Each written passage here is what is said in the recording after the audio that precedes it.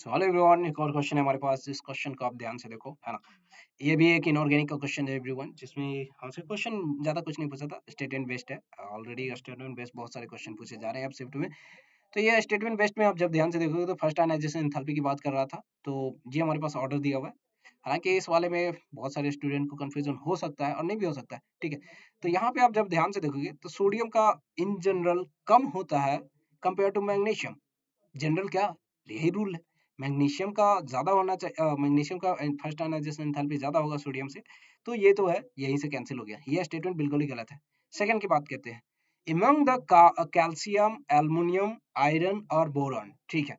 The third ionization enthalpy is very high for calcium. सही बात है। ऑफ कोर्स कैल्शियम की कॉन्फ़िगरेशन देखो तो 4s2 हमारे पास सबसे लास्ट होता है, उसके पहले जो होता है 3p6 होता है। तो ये जो है पहले तो ये इस सबसेल से बहुत इजीली निकल जाए, मतलब कठिन से ही निकलेगा, लेकिन ठीक है निकल जाएगा।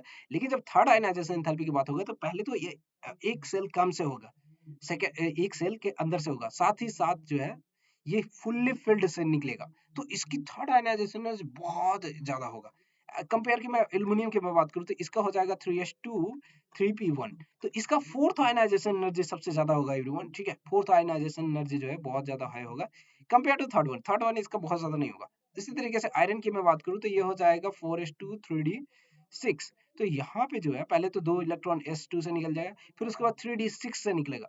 तो 3d6 और 3p6 में बात करूँ तो ये ज्यादा ये एनर्जी लेगा कंपेयर टू 3d6, ओके। सो यहाँ पे इसकी आयनाइजेशन एनर्जी भी कैल्शियम से कम ही होंगे। अब हमारे पास बनता है बोरोन। बोरोन की मैं बात करूँ तो 2s2 2p1 is the configuration. पहले तो पहले इससे निकलेगा एक इलेक्ट्रॉन, फिर इसके बाद दो इलेक्ट्रॉन और इससे निकलेंगे।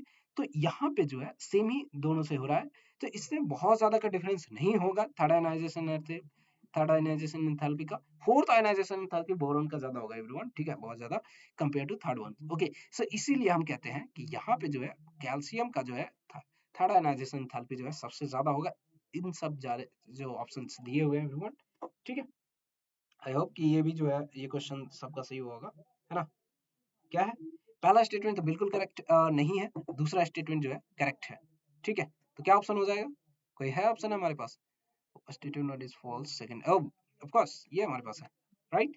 आगे बढ़े एवरीवन। बहुत अच्छी क्वेश्चन था, बहुत इजी कह सकते हो, है ना।